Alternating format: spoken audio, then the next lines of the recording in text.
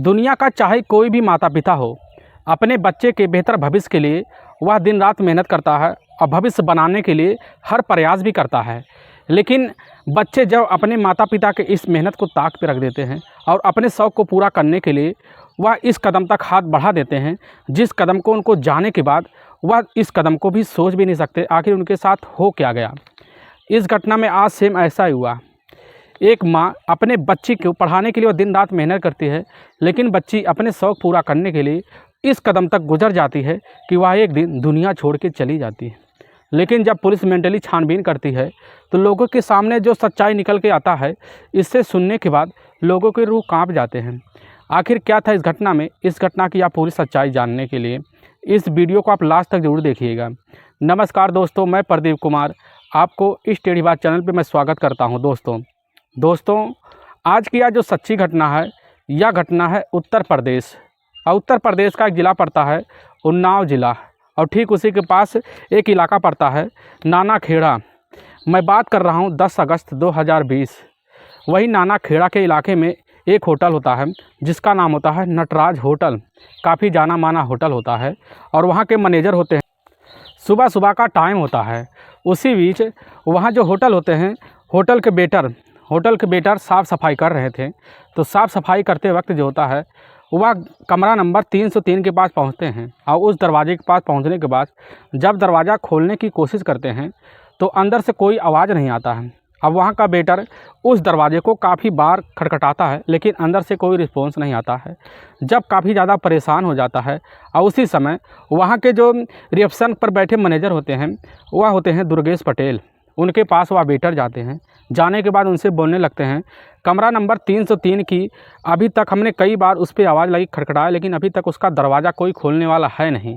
आखिर उसके अंदर है कौन?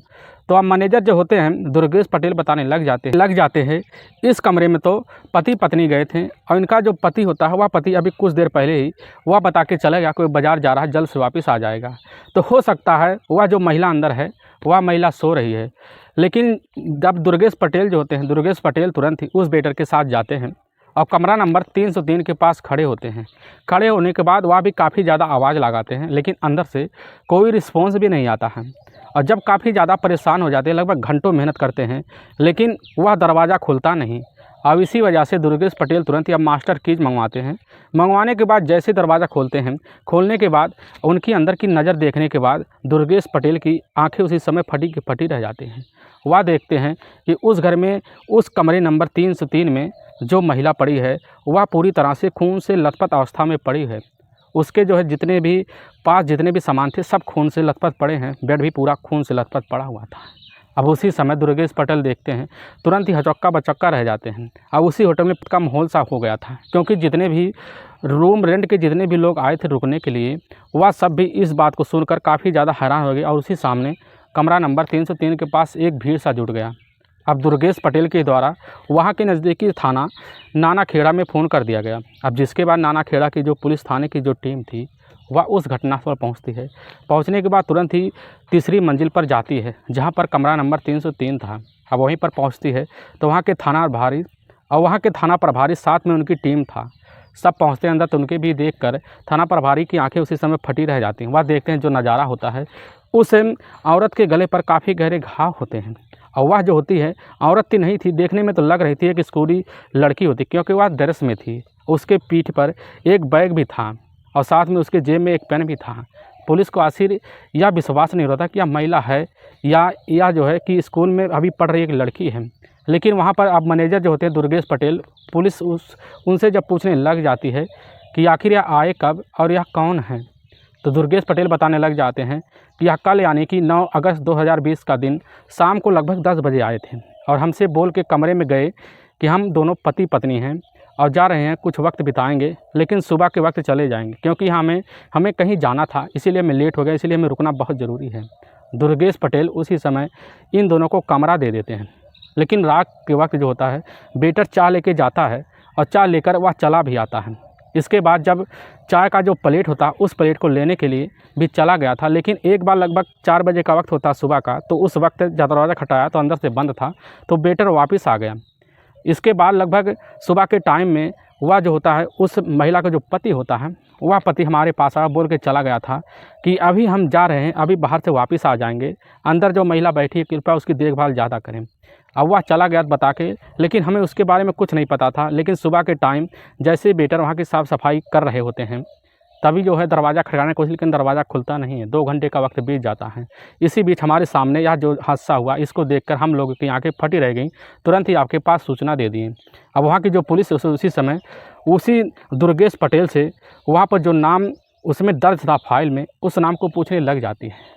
तो दुर्गेश पटेल तुरंत ही बता देते हैं, जो नाम बताते हैं आखिर में वह सही निकलता है, क्योंकि आजकल के लोग जो फ्रॉड होते हैं ज़्यादातर नाम अपना गलत दर्ज करवाते हैं। लेकिन 2 लोगों ने जो नाम दर्ज करवाया था एकदम बिल्कुल सही निशाने पर लगा। अब पुलिस जो होती है तुरंत ही दोनों के परिवार वालों को सूचना दे देती है। दोनों के परिवार वालों को सूचना देती है तो पता लगता है कि जो महिला अंदर पड़ी है उसका नाम होता है तनु परिहार, जिसकी उम्र देखने में लग रहा था कि 23 से 24 साल के बीच में है। अब जब तनु परिवार वालों के घर वालों को सूचना दी जाती है, अब तुरंत ही मौके पर तनु परिवार वाले के घर वाले तुरंत ही उस होटल में पहुंच जाते हैं। पहुंचने के बाद तनु के बॉडी को देखकर वहीं पर ज़ोर ज़ोर से दहाड़े मारकर रोना शुरू कर देते हैं। इसके बाद जो होते हैं दुर्गेश पटेल बताते हैं आखिर में इनके साथ जो लड़का आया था, जो आदमी आया था, उसका नाम होता है सुभाष पुरवाल, जिसकी उम्र लगभग 32 से 33 साल के बीच थी। और यह दोनों हमसे बताए थे कि पति पत्नी हैं। अब उसी समय जब तनु परिहार वाले के परिवार वाले रो रहे थे तो पुलिस की जो टीम होती है सुभाष परिहार के मोबाइल नंबर पर जैसे ही कॉल करती है तो पता चलता है सुभाष का मोबाइल नंबर जो होता है उसी समय स्विच ऑफ बताने लगता है। अब वहाँ के तुरंत ही एसएचओ वहाँ जो होते हैं तुरंत ही घबरा जाते हैं। सुभाष पुरवाल के मोबाइल पर काफ़ी बार कॉल करते हैं, लेकिन हर बार मोबाइल नंबर उसका स्विच ऑफ बताने लगता है। अब इसी वजह से तनु परिवार वाले के जो परिवार थे जब दहाड़े मार कर रो रहे थे, पुलिस उनको कैसे का तैसे शांत करवाती है और उनसे जब बात पूछती है तो वहाँ पर तनु परिवार की जो माँ होती है वह होती है आशा देवी। आशा देवी वहीं पर मौके पर मौजूद होती है, अपनी बेटी को देख कर काफ़ी ज़ोर से दहाड़े मार कर रो रही होती है। अब उसी समय आशा देवी से जब पुलिस पूछने लग जाती है क्या तुम्हें किसी के ऊपर शक है या सब कौन कर सकता है, तो आशा देवी तुरंत का तुरंत जवाब देती हैं कि वह कोई और नहीं है, वह है सुभाष पुरवाल, उसी ने हमारी बेटी के साथ कुछ ना कुछ किया है। पुलिस उनके ही तहरीर पर अब नामजद हत्या का मुकदमा दर्ज कर लेती है। अब उसी समय सुभाष पुरवाल की तलाशी करना शुरू कर देती है, लेकिन फोरेंसिक की जो टीम होती है पुलिस के पास, उन्हीं के द्वारा काफ़ी कड़ी से उस समय सुभाष की पुरवाल की पूरी तरह से तलाशी की जाती है। काफ़ी कड़ी मेहनत के बाद पुलिस की टीम में जो होता है वह खबरी होते हैं, तो उन्हीं खबरी को द्वारा पता चलता है 16 अगस्त 2020 का दिन होता है।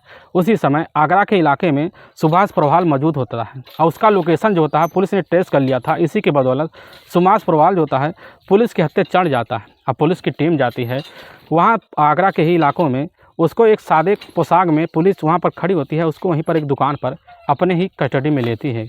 जब उसको कस्टडी में लेती है तो उसी समय उसको उज्जैन के ही थाने में ले आती है और जब ले आती है सुभाष जो होता है पुलिस को देखते ही होश तेज खो बैठता है और देखने के बाद तुरंत का तुरंत अपना सारा गुनाह कबूल कर लेता है। वह जो होता है सुभाष पुलिस के सामने जो सच्चाई रखता है, इससे सुनने के बाद पुलिस को तो पैरों तले से ज़मीन से खिसक जाते हैं और पुलिस की टीम इससे पहले जो होती है तनु के बॉडी को वहाँ तुरंत ही अब नज़दीकी सरकारी अस्पताल में पोस्टमार्टम के लिए भिजवा देती है और पुलिस इस केस में जो सामने सबके सच्चाई रखती है उससे जो होता है जो फैसला हुआ या काफ़ी खतरनाक फैसला भी इस सुभाष ने लिया था।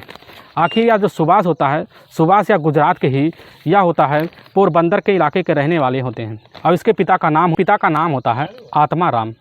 आत्माराम का बस इकलौता ही बेटा होता है। आत्माराम जो होते हैं जब पोरबंदर में रह रहे थे तो उसी समय इतनी उनकी काफ़ी माली हालत ख़राब थी कि माली हालत की जूझने की वजह से वह एक फ़ैसला लेते हैं। वहाँ तुरंत ही उत्तर प्रदेश के ही उज्जैन ज़िले के पास नानाखेड़ा इलाका पड़ता है, उसी इलाके में आकर वह एक कमरा किराए पर लेते हैं और साथ में उनका बेटा होता है सुभाष।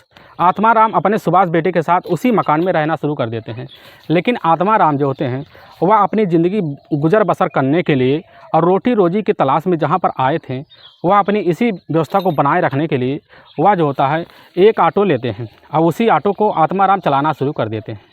अब जो होता है सुभाष जो होता है अपनी पढ़ाई लिखाई पूरी करके हाई स्कूल तो पास कर लेता है, लेकिन बाद में उसका मन नहीं लगता। वह अपने पिता की बलबूते पर वहाँ शहरों में ऐश करता था और जो है रंगीला मिजाज के होने की वजह से काफ़ी लोगों से उसका उठना बैठना होता था। अब जब आत्माराम अपने बेटे से परेशान हो गए थे तो इसी परेशानी के चलता है सुभाष वह ऑटो भी चलाना शुरू कर देता है। धीरे धीरे जब ऑटो चलाना शुरू कर देता है तो सुभाष जो होते हैं धीरे धीरे जब सुभाष ऑटो चलाना शुरू कर देता है तो आत्माराम जो होते हैं उनके पास भी समय बच जाता आराम करने का। इसी बीच सुभाष ऑटो लेकर इधर उधर अपना सवारी ढूंढता था और सवारी ढूंढने के बाद जो पैसे आते अपने पिता को दे देता था, जिसकी वजह से आत्माराम अपनी बेटे की काफ़ी तारीफ़ करते थे, इसी वजह से उसको मानते भी थे। लेकिन सुभाष जो होता है, सुभाष अपनी ज़िंदगी इस तरह जीने लगा था कि वह ज़िंदगी जीते जीते वह एक वक्त ऐसा आ जाता है कि सुभाष के ही पड़ोस का रहने वाले होते हैं ऋषि परिहार। ऋषि परिहार के पत्नी का नाम होता है आशा देवी। ऋषि परिहार के टोटल 3 बच्चे होते हैं, जिसमें 2 लड़के होते हैं और एक बेटी होती है। यह बेटी होती है, सबसे बड़ी बेटी यही होती है तनु परिहार, और 2 बेटे होते हैं, जिसमें 2 बेटे होते हैं। जो बड़ा बेटा होता है जो 9वीं कक्षा में पढ़ रहा होता है, जो छोटा बेटा वह 7वीं कक्षा में पढ़ रहा होता है। और तनु जो होती है यह सेकेंड ईयर में BA कॉम की पढ़ाई कर रही थी। लेकिन कुछ साल पहले जो होता है ऋषि परिहार की एक काफ़ी लंबी बीमारी की वजह से उनकी मौत हो गई थी। अब इसका सारा का जो जिम्मा होता है दोनों बेटे और एक बेटी का जिम्मा जो होता है सब होता है आशा देवी पर आ गया था। आशा देवी अपनी बच्चों के पालन पोषण करने के लिए वह जाकर इलाकों में नौकरी भी करते थे। अब इसी वजह से नौकरी करने की वजह से इनके बेटे भी पढ़ना शुरू कर देते हैं। अपना पढ़ाई का जो खर्चा होता है कैसे का तैसे कर आशा देवी इकट्ठा करती इन लोगों को पढ़ाना भी शुरू कर देती हैं। और उसी बीच जो होता है ठीक आज से लगभग 4 साल पहले वह जो होता है सुभाष का पड़ोस का रहने वाले होने की वजह से सुभाष के इस घर में यानी कि ऋषि परिहार के घर काफ़ी आना जाना लगा रहता है। आने जाने की वजह से जो होता है तनु से पहचान भी बन जाता है, क्योंकि तनु को वह हर दिन देखता ही रहता है। उसके नज़रों में तनु का खूबसूरती बच जाता है।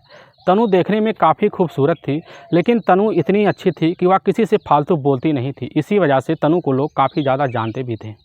लेकिन तनु के पास काफ़ी आने जाने की वजह से सुभाष का इतना पहचान हो गया था कि तनु जो होती है जब पढ़ने के लिए जाती तो उसी समय जो होता सुभाष अपना ऑटो ले आकर उसके ही पास खड़ा कर देता और सुबह को उसको ऑटो बैठाकर स्कूल में छोड़ देता और दिन भर सुभाष जो होता है वह सवारी ढूंढते रहता। लेकिन जब शाम को जैसे तनु का छुट्टी होने लगता, अपने कॉलेज छुट्टी पाने लगती, तो उसी समय सुभाष जो होता है तनु के पास ऑटो लेकर पहुंच जाता। उसके पास सुभाष के पास चाहे जितनी भी सवारी उसको छोड़ देता और तनु को ऑटो में बैठाकर अपने ही यानी कि अपने पास में ले आता। और जब ले आता तो रास्ते में भी वो अच्छी अच्छी मीठी बातें भी करता था। इसी मीठी बातें करने के वक्त जो होता है तनु से अच्छा रिश्ता भी बना लेता है। दोनों का आपस में मीठी मीठी बातें होते हैं। लेकिन एक वक्त ऐसा आ जाता है कि तनु जो होती है सुभाष के इस मन को भी पकड़ लेती है। वह समझने लगती है कि सुभाष हमें चाहने लगा है, और इसी चाहने की वजह से तनु और सुभाष के बीच दोनों का प्रेम प्रसंग इस तरह चालू हो जाता है कि प्रेम प्रसंग का जो रिश्ता होता है एक दिन शादी में तब्दील हो जाता है। और तब्दील होता है तब कि जब समय होता है 9 जुलाई 2020 का, जिस दिन वह दोनों एक ऐसा फैसला ले तो वह सोचते हैं क्यों ना चलें अभी का भी हम दोनों मंदिर में जाके शादी कर लें। और इसी वजह से अब तनु और जाकर वह सुभाष दोनों मंदिर में शादी करते हैं। लेकिन ठीक 4 दिन बाद ही दोनों ने जाकर वहाँ के ही उज्जैन के कोर्ट में और उज्जैन में ही दोनों ने कोर्ट मैरिज शादी कर ली। और इसकी सूचना जो होता है तनु अपनी माँ आशा देवी को कभी नहीं दी। अब लेकिन जो सुभाष होता है, सुभाष के घर वालों को सबको पता होता है कि सुभाष ने ही तनु से शादी कर लिया है। तो इधर जो होती है तनु अपनी माँ को जब ना बात बताती तो उसकी माँ जो होती है अपनी बेटी को काफ़ी ज़्यादा लाड़ प्यार करती है। अपनी बेटी को जवानी की दहलीज पर देखकर आशा देवी जो होती है वह लड़के की तलाशी भी करना शुरू कर देती है। अब इधर जो होता है शादी में इस तरह दोनों बध गए थे कि इस चीज़ की सूचना आशा देवी को नहीं थी। आशा देवी को लग रहा था कि हमारी बेटी को एक अच्छे वर की तलाश की ज़रूरत है, इसीलिए आशा देवी अपनी बेटी के लिए वर की तलाश करना शुरू कर देती हैं। इधर जैसे तनु परिहार को यह बात पता लगती है कि हमारी माँ हमारे लिए वर ढूंढना शुरू कर दी है, तो इसी वजह से वह अपने माँ से बात भी करते हैं। लेकिन अपनी मन की बात अपने पति के बारे में वह कुछ अपनी माँ वह जो होती है आशा देवी के सामने नहीं रख पाती है, जिस वजह से अपनी मन में यह बात लेकर तनु जीती भी रहती है।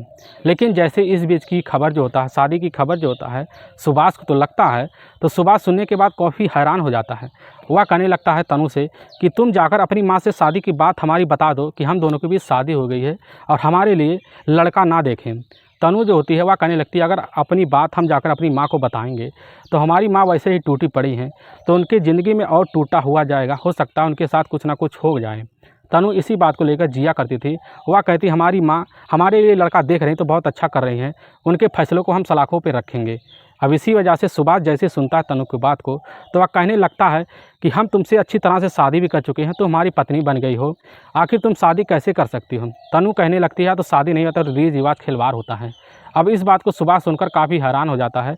अब दोनों के बीच उसी दिन से झगड़े तकरार शुरू हो जाते हैं। दोनों कुछ दिन अलग रहते हैं। अलग रहने के बाद सुभाष जो होता है वह कहने लगता है कि अगर तनु हमारी नहीं हो सकती तो वह किसी की हो भी नहीं सकती। अब इसी तरह अब जो होता है सुभाष एक खतरनाक फैसला ले लेता है। उसी खतरनाक फैसले के तहत सुभाष अपने मार्केट में जाता है। वहाँ पर तेज़धार हथियार लेता है, खरीद कर अपने बैग में रख लेता है। रखने के बाद वह जो होता है वह हथियार लेकर वह एक दिन ऐसा चुन लेता है जिस दिन यानी कि 9 अगस्त 2020 का शाम का टाइम होता है। शाम के टाइम सुभाष जो होता है वह नाना खेड़ा के होटल नटराज में जाता है। वहाँ जाने के बाद वहाँ के जो मैनेजर होते हैं उनसे बात करता है कमरा के लिए। कमरा तुरंत ही मिल जाता है। मिलने के बाद उसी समय जो होता है सुभाष तनु के पास फ़ोन कर देता है। उससे फ़ोन करते बोल देता है कि तुम इसी होटल में आ जाओ और तुरंत ही आओ, इसी समय हम तुमसे कुछ बात करना चाहते हैं। काफ़ी इंपॉर्टेंट बात है क्योंकि हम इसी समय सऊदीया जा रहे हैं। अब तनु जो होती है उसके बात को सुनती है तो तनु उसी समय शाम का लगभग 5 बजे का टाइम होता है। तो तनु जो है अपनी माँ से बोल के निकल जाती है कि माँ अभी हम कोची करने के लिए जा रहे हैं, हम वापस जल्द से आ जाएंगे। अब तनु जो होती है अपनी माँ को यह बोल के चली जाती है और बैग लेती है। साथ में वह जो होता है स्कूल ड्रेस पहन के निकल जाती है। अब जैसे ही होटल में तनु पहुंचती है साथ में वह देखती है कि वह साथ में जो खड़ा हुआ है वह खड़ा होता है सुभाष। सुभाष के सामने खड़े होकर तुरंत ही कुछ देर बातें करते हैं और अपना कीज लेते हुए सुभाष जो होता है कमरा नंबर 303 में घुस जाता है। घुसने के बाद कुछ देर आपस में बातें करते हैं। सुभाष कहने लग जाता है कि अपनी माँ से जाके मना कर दो कि वह लड़का ना देखे। लेकिन तनु होती है कहने लग जाती है कि हमारी माँ जो कह रही हैं वह बिल्कुल सही कर रही है, हम उसी लड़के से शादी करेंगे। और इसी बीच लेकर दोनों में बहस हो जाता है। इतनी बहस बढ़ जाता है कि सुभाष अपने ही उसी बैग से वह तेज़धार हथियार निकालता है। निकालने के बाद तनु के सर पर कई बार वार करता है, जिसकी वजह से वहीं पर तनु की मौत हो जाता है। जैसे ही सुबह का टाइम होता है, सुबह के टाइम में अब जो होता है सुभाष वह मालिक से बोल कर निकल जाता है कि वह जो अंदर है उनकी देख रेख करना, हम कुछ देर बाद वापस आ जाएंगे। तुरंत ही चला आता है। लेकिन वाकई में दोस्तों पुलिस के सामने जो सच्चाई निकल के आई, इससे सुनने के बाद पुलिस के तो पैर खिसक से जाते हैं। पुलिस की जो टीम होती है उस समय सुभाष को अपने कस्टडी में लेने के बाद ले जाती है, कोर्ट में पेश करती है। कोर्ट में पेश करने के बाद सुभाष पे एक लंबी धारा में चार्जशीट लगाकर उसको जेल में डाल देती है। दोस्तों इस घटना का सुनाने का उद्देश्य हमें किसी को परेशान करना नहीं है, ना ही किसी के दिल को ठेस पहुँचाना है। बस आपको यह बताना है कि आप जहां भी रहें आप सावधान और सतर्क जरूर रहें। दोस्तों अगर आपको वीडियो पसंद आ रहा है तो इस वीडियो को आप ज़्यादा से ज़्यादा शेयर और सब्सक्राइब जरूर करें, जिससे हम आपके बहुत आभारी रहेंगे। फिर मिलेंगे नेक्स्ट वीडियो लेकर, तब तक के लिए जय हिंद, जय भारत।